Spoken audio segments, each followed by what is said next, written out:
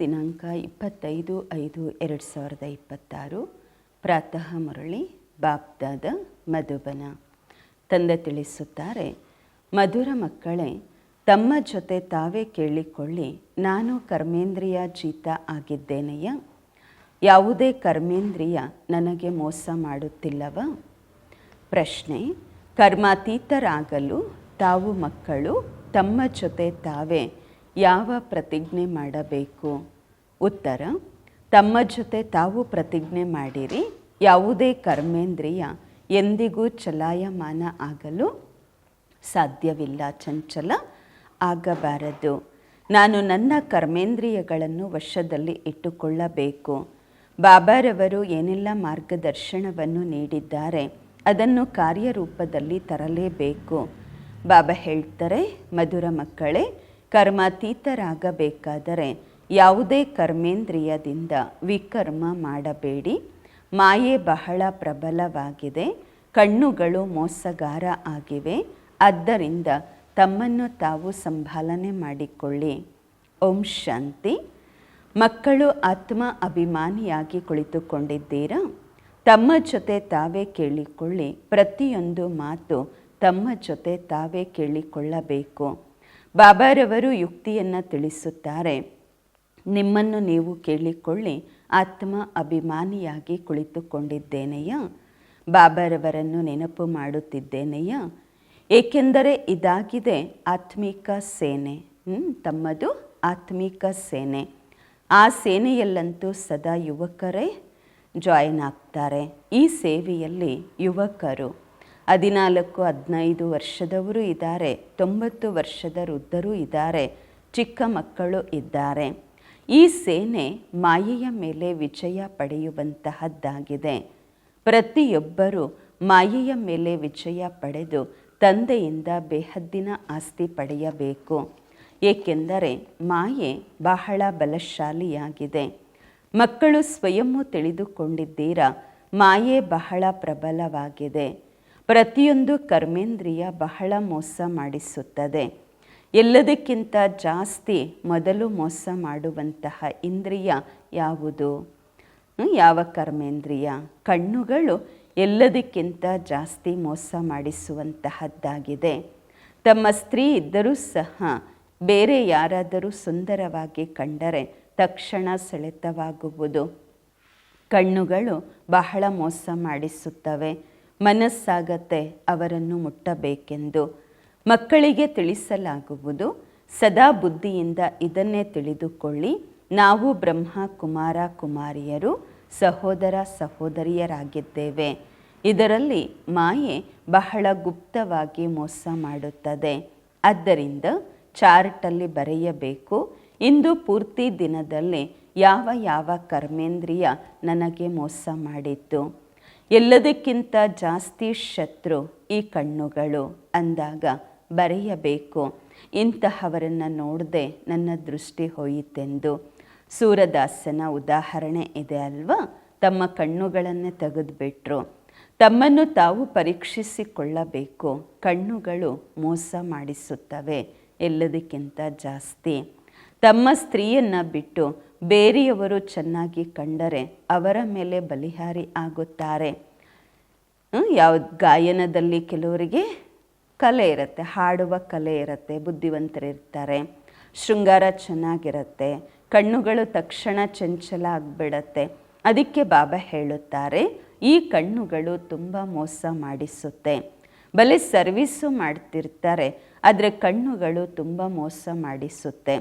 ಈ ಶತ್ರುವಿನ ಮೇಲೆ ಬಹಳ ಗಮನ ಇಡಬೇಕು, ಪರೀಕ್ಷಿಸಿಕೊಳ್ಳುತ್ತಾ ಇರಬೇಕು.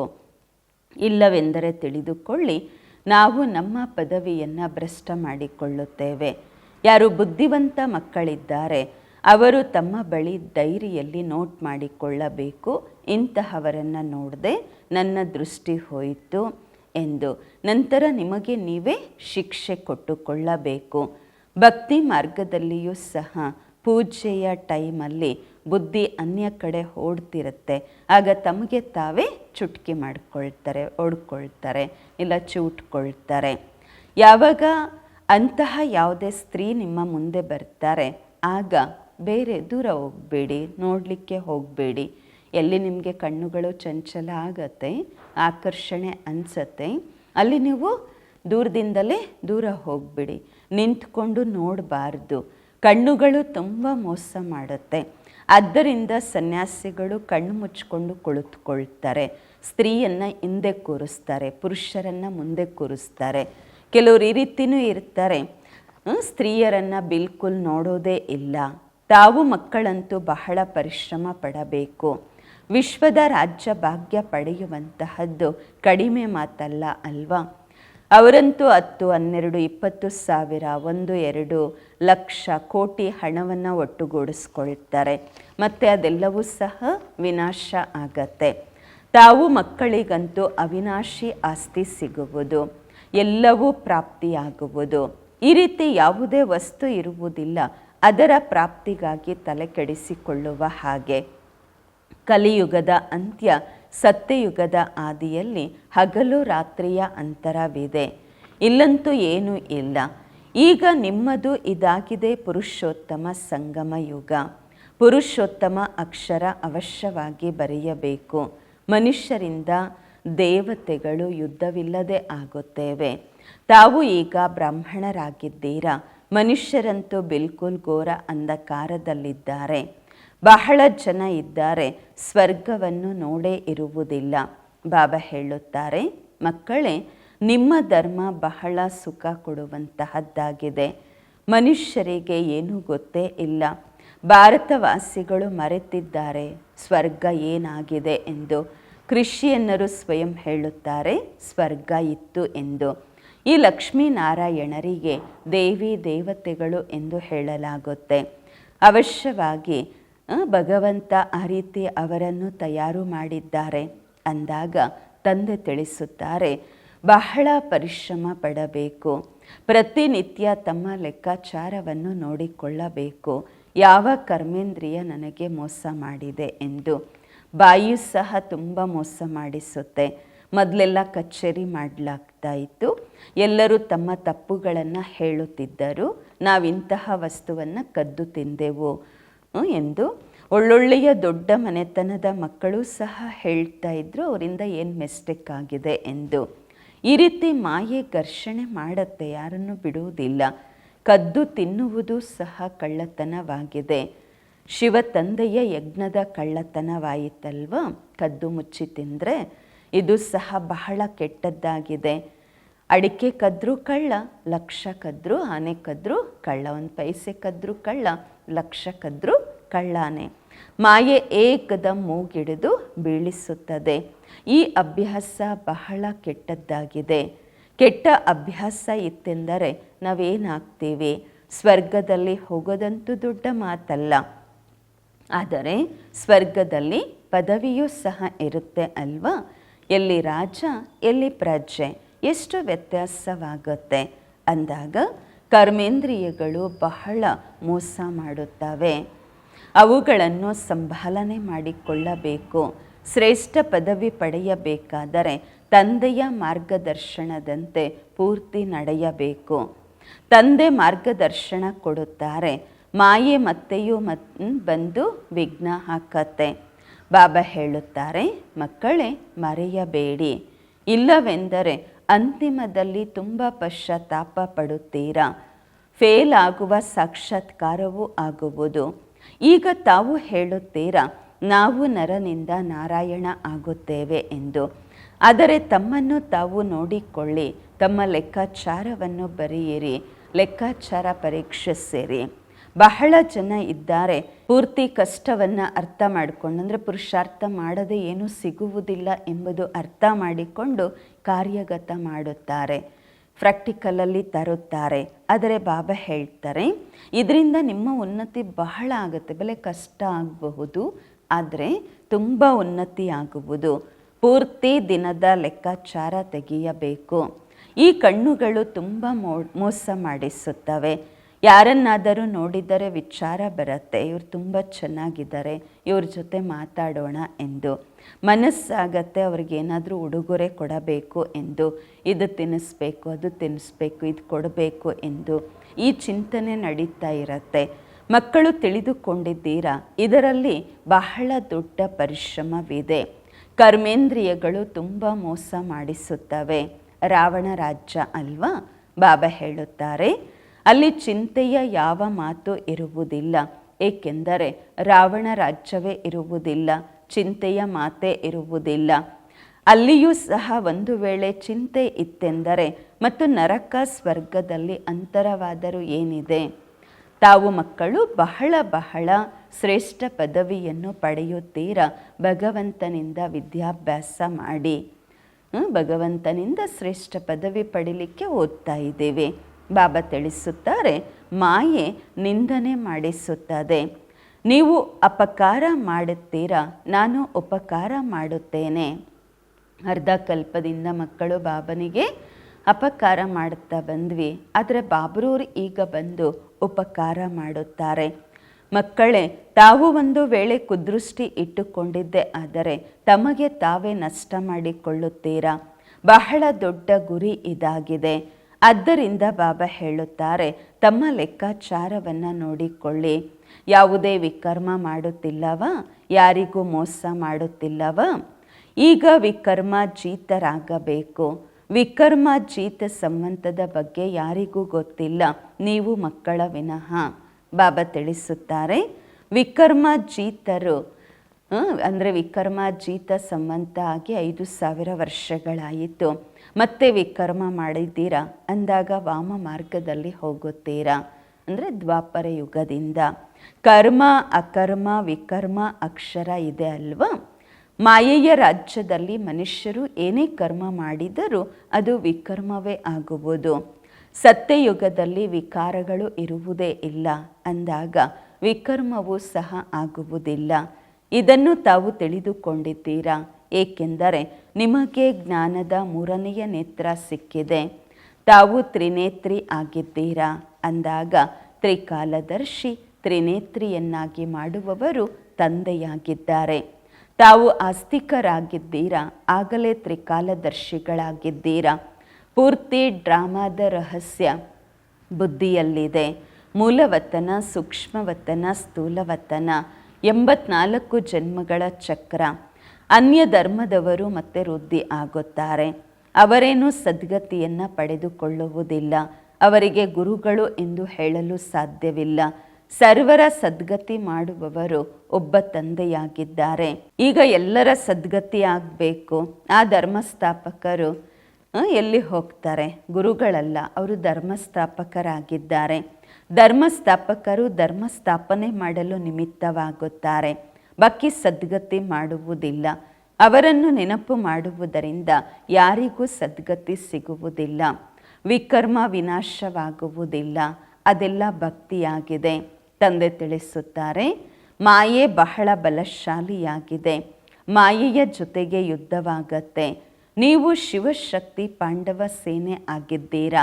ನೀವೆಲ್ಲರೂ ಮಾರ್ಗದರ್ಶಕರಾಗಿದ್ದೀರಾ.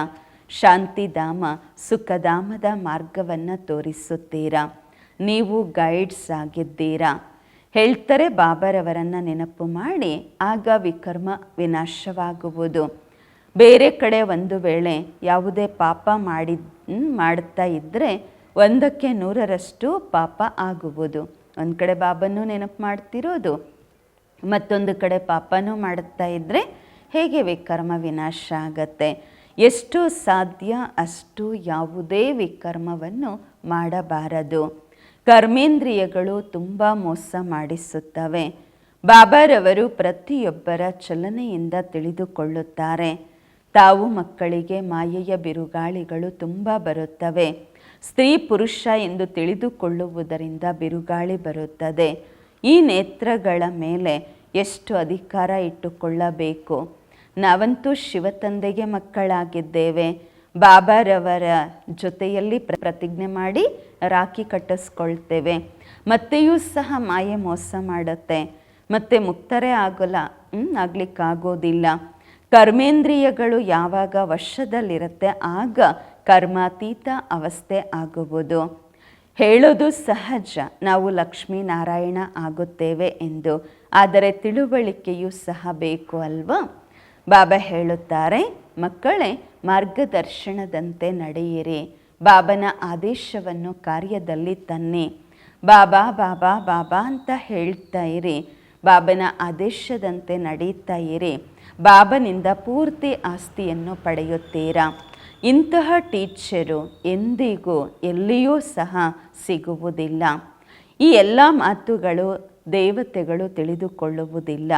ಅಂತಿಮದ ಧರ್ಮದವರು ಸಹ ಹೇಗೆ ತಿಳ್ಕೊಳ್ತಾರೆ? ದೇವತೆಗಳಿಗೆ ಗೊತ್ತಾಗಲ್ಲ ಅಂದರೆ ಲಾಸ್ಟಲ್ಲಿ ಬರುವವರು ಹೇಗೆ ತಿಳಿದುಕೊಳ್ಳುತ್ತಾರೆ? ಬಾಬಾ ಹೇಳುತ್ತಾರೆ, ನಾನೇನಾದರೂ ಹೇಳಿದ್ರೆ ಅಲ್ವಾ ತಿಳ್ಕೊಳ್ತಾರೆ.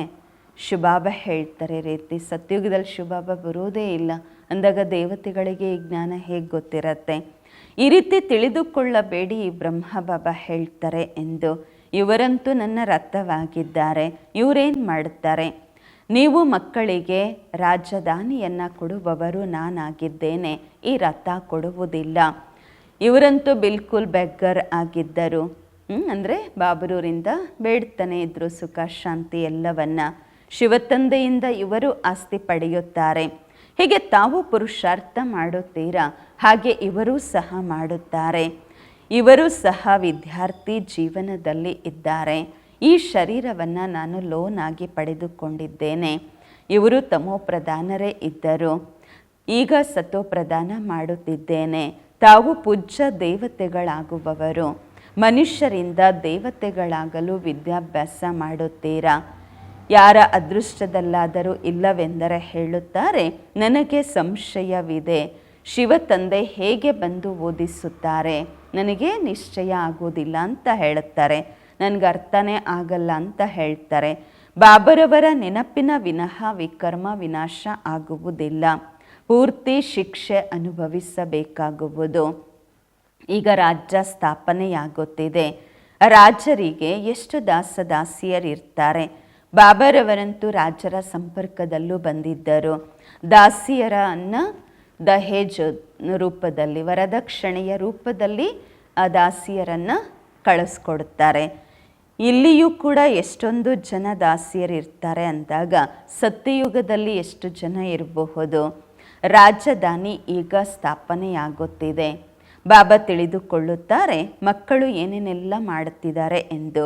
ಪ್ರತಿಯೊಬ್ಬರ ಲೆಕ್ಕಾಚಾರದಿಂದ ಬಾಬಾ ತಿಳಿಸುತ್ತಾರೆ. ಈ ಸಮಯದಲ್ಲಿ ಶರೀರ ಬಿಟ್ಟರೆ ಏನಾಗ್ತೀವಿ ಅನ್ನೋದು ನಿಮಗೆ ಗೊತ್ತು. ಕರ್ಮಾತೀತ ಅವಸ್ಥೆಯನ್ನು ಅಂತಿಮದಲ್ಲಿ ಎಲ್ಲರೂ ನಂಬರ್ ವಾರಾಗಿ ಪಡೆಯುತ್ತಾರೆ ಅಂದಾಗ ಇದು ಸಂಪಾದನೆಯಾಗಿದೆ. ಸಂಪಾದನೆ ಮಾಡಿಕೊಳ್ಳುವುದರಲ್ಲಿ ಮನುಷ್ಯರು ಎಷ್ಟು ವ್ಯಸ್ತರಾಗಿರ್ತಾರೆ.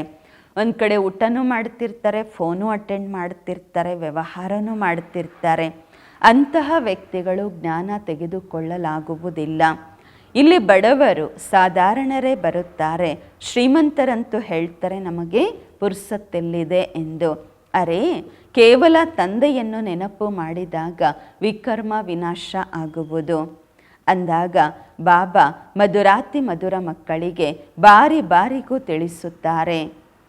ಪ್ರತಿಯೊಬ್ಬರಿಗೂ ಈ ಸಂದೇಶ ಕೊಡಿ. ಯಾರು ಈ ರೀತಿ ಹೇಳಬಾರ್ದು, ನಮಗೆ ಏನು ಗೊತ್ತು ಶಿವಬಾಬಾ ಬಂದಿರೋದು, ಭಗವಂತ ಬಂದರೂ ನಮಗೆ ಗೊತ್ತೇ ಆಗಲಿಲ್ಲ ಅಂತ ಯಾರು ಹೇಳಬಾರ್ದು. ಪೂರ್ತಿ ದಿನ ಬಾಬಾ ಬಾಬಾ ಬಾಬಾ ನೆನಪು ಮಾಡ್ತಾ ಇರಿ. ಕೆಲವು ಮಕ್ಕಳು ತುಂಬ ನೆನಪು ಮಾಡುತ್ತಾರೆ. ಶಿವಬಾಬಾ ಎಂದು ಹೇಳುತ್ತಿದ್ದಂತೆಯೇ ಕೆಲವು ಮಕ್ಕಳಿಗೆ ಪ್ರೇಮದ ಕಣ್ಣೀರು ಬರುತ್ತದೆ. ಯಾವಾಗ ಹೋಗಿ ಮಿಲನ ಮಾಡ್ತೀವಿ ಬಾಬರವರನ್ನು ಎಂದು ನೋಡೇ ಇರುವುದಿಲ್ಲ, ಆದರೂ ತಡವರಿಸುತ್ತಿರುತ್ತಾರೆ. ಮತ್ತು ನೋಡಿರುವಂತಹವರು ಕೆಲವರು ಒಪ್ಪೋದೇ ಇಲ್ಲ, ಆದರೆ ದೂರ ಕುಳಿತಿದ್ರೂ ಕೂಡ ಕಣ್ಣೀರು ಹರಿಸ್ತಾ ಇರ್ತಾರೆ ಕೆಲವರು. ವಂಡರ್ ಅಲ್ವಾ? ಈ ಬ್ರಹ್ಮ ಬಾಬರವರ ಸಾಕ್ಷಾತ್ಕಾರವು ಅನೇಕರಿಗೆ ಆಗತ್ತೆ. ಮುಂದೆ ಹೋಗ್ತಾ ಅನೇಕರಿಗೆ ಸಾಕ್ಷಾತ್ಕಾರವಾಗುವುದು. ಮನುಷ್ಯರಿಗೆ ಶರೀರ ಬಿಡುವ ಸಮಯದಲ್ಲಿ ಎಲ್ಲರೂ ಹೇಳ್ತಾರಲ್ವ ಭಗವಂತನನ್ನು ನೆನಪು ಮಾಡಿ ಎಂದು. ತಾವು ಸಹ ಶಿವ ತಂದೆಯನ್ನು ನೆನಪು ಮಾಡಿ. ಬಾಬಾ ಹೇಳುತ್ತಾರೆ, ಮಕ್ಕಳೇ ಪುರುಷಾರ್ಥದಲ್ಲಿ ಮುಂದುವರಿಯಿರಿ. ಮೇಕಪ್ ಮಾಡ್ಕೊಳ್ತಾ ಇರಿ ಅಂದರೆ ಮುಂದುವರಿಯುತ್ತಾ ಇರಿ. ಅವಕಾಶ ಸಿಕ್ಕಿತು ಅಂದರೆ ಮುಂದುವರೆದು ಬಿಡಿ. ಸಂಪಾದನೆ ಎಷ್ಟು ಭಾರಿ ಇದೆ, ಈಗ ಅವಕಾಶ ಇದೆ, ಮುಂದುವರೆದು ಬಿಡಿ. ಎಷ್ಟು ದೊಡ್ಡ ಸಂಪಾದನೆಯಾಗಿದೆ. ಕೆಲವರಂತೂ ಆ ರೀತಿ ಇರ್ತಾರೆ, ಎಷ್ಟೇ ತಿಳಿಸಿದರೂ ಸಹ ಅವರ ಬುದ್ಧಿಯಲ್ಲಿ ಕುಳಿತುಕೊಳ್ಳುವುದೇ ಇಲ್ಲ. ಬಾಬಾ ಹೇಳ್ತಾರೆ, ಆ ರೀತಿ ಆಗಬೇಡಿ, ತಮ್ಮ ಕಲ್ಯಾಣವನ್ನು ಮಾಡಿಕೊಳ್ಳಿ, ಬಾಬಾರವರ ಶ್ರೀಮತದಂತೆ ನಡೆಯಿರಿ. ಬಾಬಾರವರು ತಮ್ಮನ್ನು ಪುರುಷೋತ್ತಮರನ್ನಾಗಿ ಮಾಡುತ್ತಿದ್ದಾರೆ, ಉತ್ತಮರಿಗಿಂತಲೂ ಉತ್ತಮ ಪುರುಷರನ್ನಾಗಿ. ಇದಾಗಿದೆ ಮುಖ್ಯ ಗುರಿ. ಬಾಬಾರವರು ಸರ್ವಿಸ್ಗೋಸ್ಕರ ಎಷ್ಟೆಲ್ಲ ಯುಕ್ತಿಗಳನ್ನು ತಿಳಿಸುತ್ತಲೇ ಇರುತ್ತಾರೆ. ಸಂದೇಶವಂತೂ ಎಲ್ಲರಿಗೂ ಕೊಡಬೇಕು. ಯಾರು ತಿಳ್ಕೊಳ್ತಾರೆ ಅವರು ಹೇಳ್ತಾರೆ ಇದು ಸತ್ಯ ಎಂದು. ಈ ಯುದ್ಧದಿಂದಲೇ ಕಾಸ್ ಭಾರತದಲ್ಲಿ, ಪೂರ್ತಿ ವಿಶ್ವದಲ್ಲಿ ಸುಖ ಶಾಂತಿ ಆಗುವುದು. ಅಂತಹ ಪಾಂಪ್ಲೆಂಟ್ಸು ಎಲ್ಲ ಭಾಷೆಗಳಲ್ಲಿ ಪ್ರಿಂಟ್ ಮಾಡಿಸಬೇಕು. ಭಾರತ ಎಷ್ಟು ದೊಡ್ಡದಿದೆ, ಪ್ರತಿಯೊಬ್ಬರಿಗೂ ಗೊತ್ತಾಗಬೇಕು.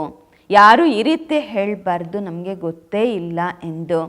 ನೀವು ಹೇಳ್ತೀರಾ, ಅರೆ ಏರೋಪ್ಲೇನಲ್ಲಿ ಪರ್ಚಿ ಬೆಳೆಸಿದ್ವಿ, ಪಾಂಪ್ಲೆಂಟ್ಸ್ ಬೆಳೆಸಿದ್ವಿ, ಪತ್ರಿಕೆಗಳಲ್ಲಿ ಹಾಕಿದ್ವಿ, ನೀವು ಜಾಗೃತರೇ ಆಗಲಿಲ್ಲ. ಇದು ಸಹ ತೋರಿಸ್ಲಾಗತ್ತೆ ಅಲ್ವಾ? ಒಳ್ಳೆಯದು. ಮಧುರಾತಿ ಮಧುರ ಅಗಲಿ ಹೋಗಿ ಮರಳಿ ಸಿಕ್ಕಿರುವ ಮಕ್ಕಳ ಪ್ರತಿಯಾಗಿ ಮಾತ್ಪಿತಾ ಬಾಪ್ ದಾದಾರವರ ನೆನಪು, ಪ್ರೀತಿ, ಬೆಳಗಿನ ವಂದನೆಗಳು.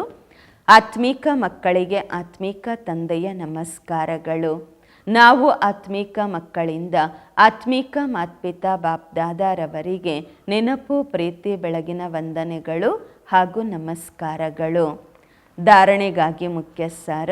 ಫಸ್ಟ್ ಪಾಯಿಂಟು, ಸ್ವಯಂನಲ್ಲಿ ಏನೆಲ್ಲ ಕೆಟ್ಟ ಅಭ್ಯಾಸಗಳಿವೆ ಅವನ್ನು ಪರೀಕ್ಷಿಸಿಕೊಂಡು ತೆಗೆದುಹಾಕಲು ಪರಿಶ್ರಮ ಪಡಬೇಕು. ತಮ್ಮ ಸತ್ಯ ಲೆಕ್ಕಾಚಾರ ಇಡಬೇಕು. ಬಾಬಾರವರ ಮಾರ್ಗದರ್ಶನದಂತೆ ನಡೆಯಬೇಕು.